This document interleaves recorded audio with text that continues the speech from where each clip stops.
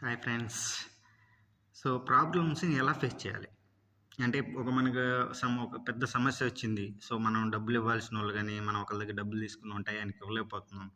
So, వాళ్ళేమన్నా అంటారేమో, ఇంటి మీదకొచ్చి ఏదో గొడవ చేస్తారేమో, నలుగురిలో పరువు పోతదేమో, సమాజం ముందు ఎలా ఉండాలి, తలెత్తుకోగలమా లేదా, మన కుటుంబ పరువు పోయిద్దా?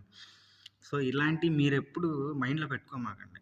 ఎందుకంటే నీ సిట్యుయేషన్ ఏంటి? దానికి ఉన్న ఆ పరిస్థితులు, ఆ సిట్యుయేషన్‌ని ఎలా పరిష్కరించుకోవాలన్నది ఆలోచించండి. అవతల వాళ్ళొచ్చి మన పరువు తీస్తారు కదా అని ఆలోచించేసి, ఒక దిగులు పెట్టుకొని, మానసికంగా కుంగిపోయి, లేదంటే ఒక ఒకానొక దశలో సూసైడ్ చేసుకునే స్థాయికెళ్తది మన మైండు. మనం మానసికంగా ఇబ్బంది పడితే.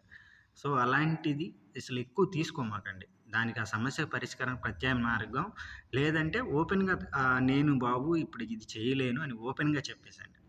సో, మీరు అందులో నుంచి బయటపడతారు. మీ లైఫ్‌లో ఒక పాఠం నేర్చుకుంటారు. అంటే దాన్ని ఎలా పరిష్కరించుకోవాలి అనేది నెక్స్ట్ ఏదైనా సమస్యొస్తే దాన్ని ఎలా మనం హ్యాండిల్ చేసుకోవాలనేది మీకంటూ ఒక ఎక్స్‌పీరియన్స్ వచ్చిద్ది. సో, సమస్య వచ్చినప్పుడు మీరు ఎప్పుడు గూడా అది పెద్ద భారంగా ఫీల్ కాకండి. దాన్ని యాక్సెప్ట్ చేయండి. యాక్సెప్ట్ చేస్తే అందులో నుంచి మీరు ఒక సక్సెస్‌ని పొందుతారు. ఫ్యూచర్‌లో ఇంకెంత పెద్ద సమస్య వచ్చినా మిమ్మల్ని ఇంచు కూడా కదిలించలేదు.